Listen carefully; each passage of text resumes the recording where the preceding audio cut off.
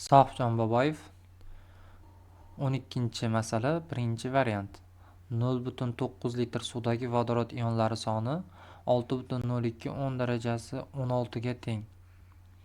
Ionlarga dissotsiyalangan suv molekulasining bittasiga nechta suv molekulasi to'g'ri kelishini hisoblang.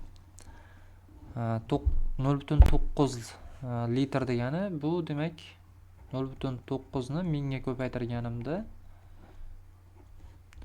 demak 900 millilitr, ya'ni 900 gram degani. Zichligi 1 ga teng bo'lgani uchun 18 ga bo'ladigan bo'lsam, bu demak 50 mol suv degani.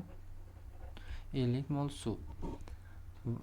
Suvni demak dissotsiyalaganimda vodorod kationi va OH anionlariga ajraladi. Bizdagi vodorod ionlari soni 6,02 10 darajasi 10 darajasi demak 16 ta ekan.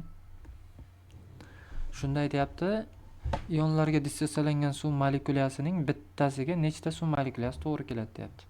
Demak 50 ta suv molekulasi dissotsiyalanganda qancha molekula hosil bo'lardi? 6,02 10 darajasi 23. Shuni demak 6,02 10 darajasi 16 ga bo'lsam, ya'ni nechtasi to'g'ri kelishini topsak bo'ladi. 6,02 ko'paytirilgan 10 usti 16. 6,02 bilan 6,12 ni qisqartirib olsam bo'ladi. Darajalarni ayiradigan bo'lsam, 23 dan 16 ni ayiradigan bo'lsam 7 qoladi. Demak 50 ko'paytirilgan 10 usti 7 bo'ldi.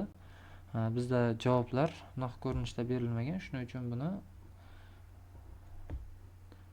5 ko'paytirilgan 10 usti 8 ko'rinishda yozsak bo'ladi. Shunday javob bizga C javobga to'g'ri keladi.